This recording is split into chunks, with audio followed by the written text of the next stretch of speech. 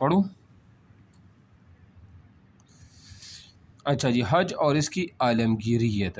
حج ارکان اسلام میں 5واں رکن ہے۔ ہم بے ترتیب آ رہے ہیں نا، پہلا دوسرا، ابھی ادھر تک آ گئی ہم 5ویں رکن تک۔ اسلام کے جو بنیادی ارکان ہیں جو 5، وہ ہم حج پر جو ہے نا آج پڑھیں گے۔ تو حج کے جو لغوی معنی ہیں وہ زیارت کا ارادہ کرنا، یا حج کا یہ بھی معنی ہے کہ مقدس جگہوں کی زیارت کرنا یا مقدس جگہوں کی ارادہ کرنا، یہ حج کا لغوی معنی ہے۔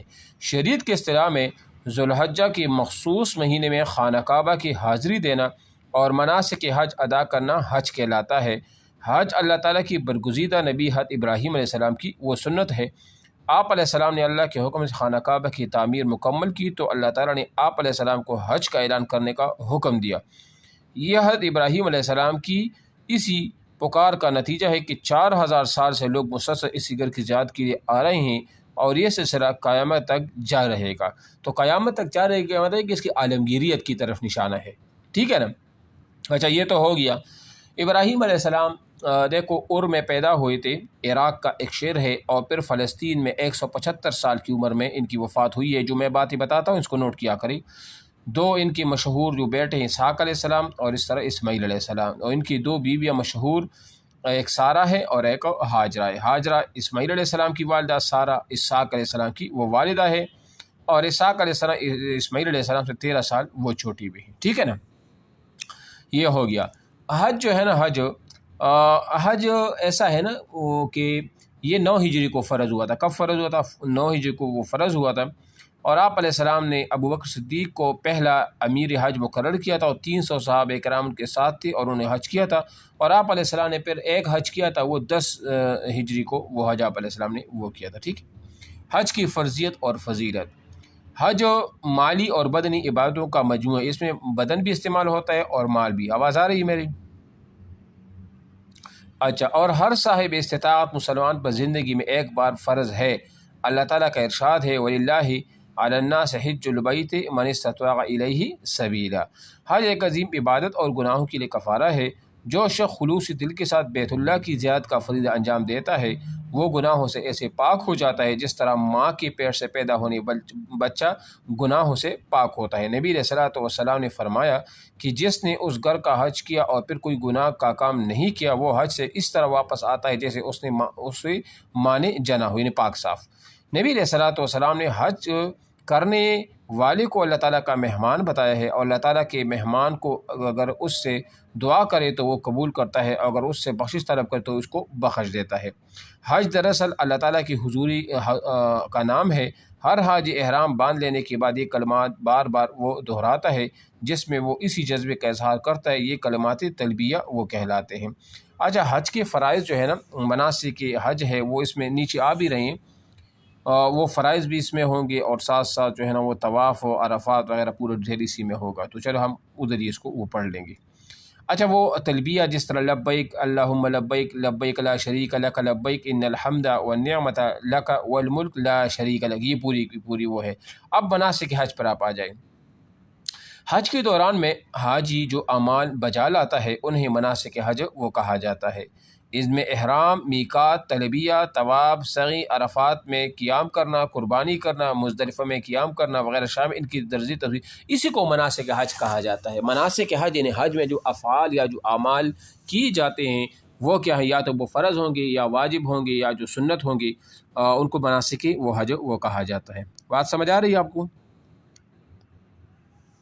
اچھا، نمبر 1 جو ہے نا وہ احرام ہے۔ احرام کسے کہتے ہیں؟ یہ دیکھو، یہ لباس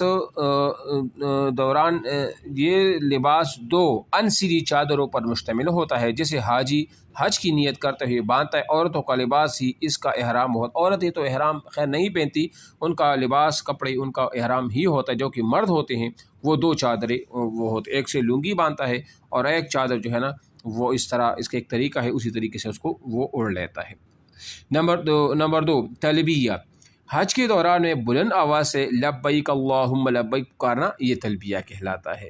اس کو ہم تلبیہ وہ کہتے ہیں جو حاجی جو ہے نا وہ کہتے رہتے ہیں حج کے دوران۔ میقات یعنی جہاں سے حرم کی حدود شروع ہوتی ہے اور احرام باندھا جاتا ہے اسی میقات کہتے ہیں۔ پاکستان، ہندوستان اور یمن کے لیے جو میقات ہے اس کا نام ہے یلملم. کیا میقات کون سا نام ہے؟ یلملم. اور میقات کل کتنے ہیں؟ 5 ہے. کتنے؟ 5 ہے. ٹھیک ہے، اس کو بھی انڈر لائن کرو. طواف کسی کہا جاتا ہے؟ طواف کی معنی چکر لگانے کے، اس سے مراد خانہ کعبہ کی 7 چکر لگانا ہوتا ہے، اس کو طواف. تو جو 7 چکر ہوتے ہیں نا اس کو میقات طواف کہا جاتا ہے. صحیح ہے. عرفہ میں قیام، عرفات میں قیام یعنی لوگ جب منا سے جاتے ہیں عرفات کی طرف، وہاں جو قیام ہوتا ہے اور پھر مغرب کی اذان ہوتی ہے وہاں سے واپس آ جاتے ہیں. تو یہ حج کا رکن اعظم ہے. اگر پوچھا جائے نا کہ حج کا رکن اعظم کون سا ہے تو عرفات میں قیام کرنا حج کا رکن اعظم ہے، اور یہ فرض ہے. کوئی یہ ادا نہ کرے تو اس کا حج نہیں ہوتا. اس کے بغیر حج ادا نہیں ہوتا. ذوالحجہ کی 9 تاریخ کو تمام حاجی میدان عرفات میں جمع ہوتے اور امام کا خطبہ سنتے ہیں. میدان عرفات میں یہ قیام 9 ذی الحجہ کو سورج طلوع ہونے سے سورج غروب ہونے تک وہ ہوتا ہے. اور پھر وہاں سے جب مغرب کی اذان ہو جاتی ہے تو لوگ مزدلفہ کی طرف آ جاتے ہیں. ٹھیک ہے نا. اس کے بعد ہے مزدلفہ میں وہ قیام. مزدلفہ کو مشعر حرام بھی کہا جاتا ہے. اس سے مراد مزدلفہ میں قیام، اس سے مراد میدان ہے جو جہاں حاجی عرفات سے واپسی پر 9 اور 10 ذی الحجہ کو درمیانی رات وہ قیام کرتے ہیں. یہ عمل قیام مزدلفہ وہ کہلاتا ہے. اس 7 نمبر پر ہے قربانی. یہ سارے کے سارے جو بیان ہو رہے ہیں نا یہ اس کو مناسک حج کہا جاتا ہے. ٹھیک ہے نا. نمبر 7، حج کے موقع پر حاجی اللہ تعالیٰ کی حضور منا کے میدان میں جانور ذبح کرتے ہیں. اس عمل کو قربانی کہا جاتا ہے. ٹھیک ہے. اور یہ حج کران میں اور اس طرح حج تمتع میں قربانی ہوتی ہے، باقی حج افراد میں قربانی وہ نہیں ہوتی. میری بات سمجھ آ رہی ہے آپ کو؟ ٹھیک ہے. یعنی جب وہاں سے آ جاتے تو قربانی کرتے ہیں.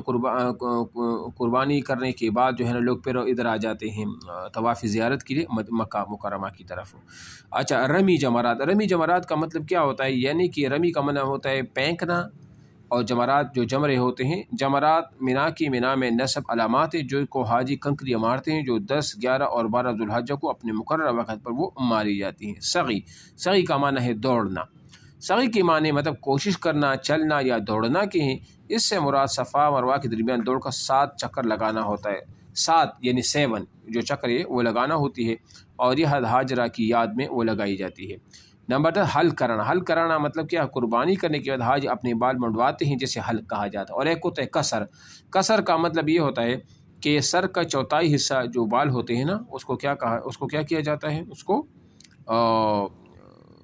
یعنی کہ کیا کہتے ہیں اس کو کم کیا جاتا ہے، اس کو قصر کہا جاتا ہے. ٹھیک ہے. تو عورتیں بھی اس طرح وہ کرتے ہیں اور مرد بھی جو ہے نا وہ اس طرح وہ کر لیتے ہیں. ٹھیک ہے. سب مشق سوالات. الف، حج ارکان اسلام کا رکن ہے. دوسرا، چوتھا، تیسرا، پانچواں. پانچواں آپشن نمبر دال یہ ٹھیک ہے. نمبر 2، حج کی لغوی معنی ہے عبادت کرنے کی، زیارت کا ارادہ، مکہ مکرمہ، مدینہ منورہ جان. زیارہ کا ارادہ وہ کر. یا اصل میں جو جیم آپشن میں صحیح جواب ہے مقدس جگہوں کی زیارت کرنے کی ہے. ٹھیک ہے نا. زیارت کرنے کا ہے نہیں، مقدس جگہوں کی اصل یہ معنی ہے اس کا. جیم سوال، حج کی سنت ہے. حج کی سنت ہے ابراہیم علیہ السلام، موسیٰ علیہ السلام، عیسیٰ علیہ